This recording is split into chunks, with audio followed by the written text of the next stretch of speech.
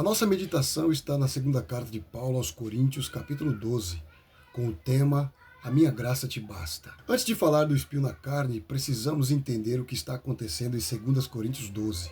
Paulo está defendendo o seu ministério. Alguns falsos mestres estavam tentando descredibilizá-lo diante da igreja de Corinto. Eles se vangloriavam de experiências espirituais, visões e autoridade apostólica. Então Paulo faz algo curioso.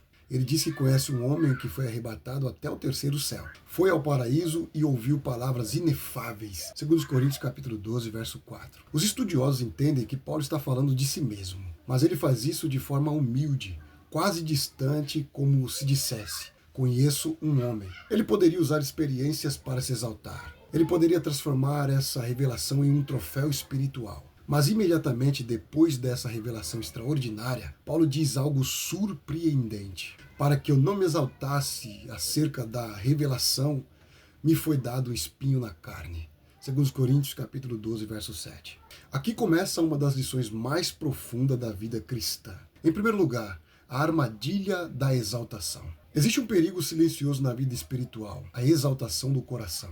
O apóstolo Paulo diz em 2 Coríntios capítulo 12, versículo 7, e para que eu não me exaltasse pela excelência das revelações, foi-me dado um espinho na carne. Perceba algo impressionante. Paulo não está falando de pecados escandalosos. Ele está falando de revelações extraordinárias. Deus havia lhe dado experiências espirituais profundas, mas junto com as revelações veio também o espinho. Por quê? Porque o maior perigo, depois de grandes experiências espirituais, é o orgulho. A exaltação é uma armadilha invisível. Ela entra no coração de quem começa a pensar: Deus me usa mais do que os outros. Eu tenho mais entendimento. Eu tenho muitos dons e por isso sou especial. E Deus, em sua misericórdia, às vezes permite algo que quebra essa ilusão. O espinho na carne. Paulo diz que recebeu um espinho na carne, mensageiro de Satanás para me esbofetear. A palavra grega usada aqui para esbofetear é kolafzu, significa golpear repetidamente. Não era algo leve, era uma dor constante. Ao longo da história, muitos tentaram identificar o espinho. Uma doença, perseguições, fraquezas físicas, oposição espiritual. Mas o texto não diz exatamente o que era. E talvez isso seja proposital, porque cada um de nós tem um espinho diferente. Alguns carregam dores emocionais, outros enfrentam limitações físicas, outros vivem lutas constantes.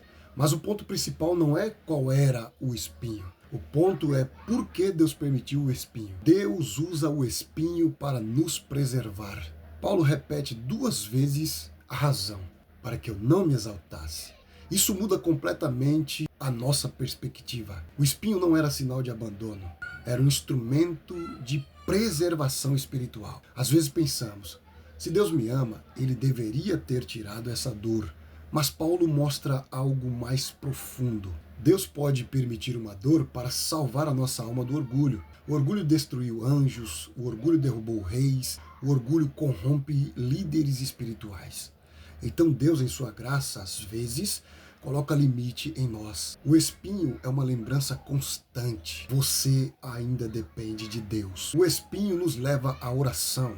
Paulo diz no versículo 8, acerca do qual 3 vezes orei ao Senhor para que se desviasse de mim. Veja algo humano aqui. Paulo orou para que o espinho fosse retirado.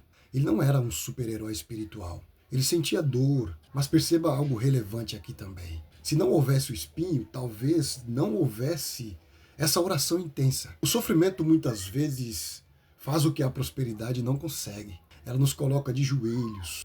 O espinho nos ensina a dependência. O espinho nos ensina a humildade. O espinho nos ensina a buscar a Deus. A resposta de Deus? A graça basta. Então vem uma das respostas mais profundas da Bíblia. Deus diz a Paulo: a minha graça te basta, porque o meu poder se aperfeiçoa na fraqueza.